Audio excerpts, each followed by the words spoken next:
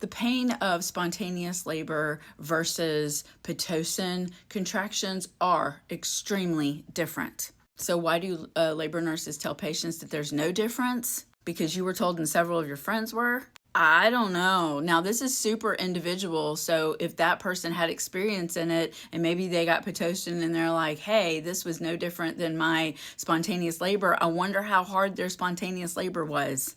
I had 2 spontaneous labors and 2 inductions with pitocin, and they were all extremely different. And the pain from the pitocin contractions, now this was back in the 90s, was on a regimen that is very different today. Today, they kind of slow go it to where back in the day when I was induced, it was pumped in you pretty quickly.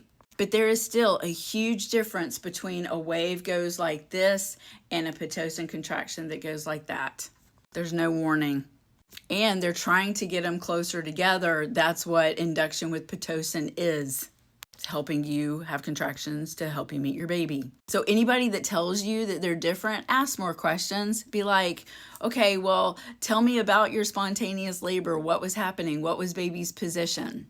And then ask about the use of pitocin. Because this, to me, it just doesn't compute. Because to me, there is a huge difference.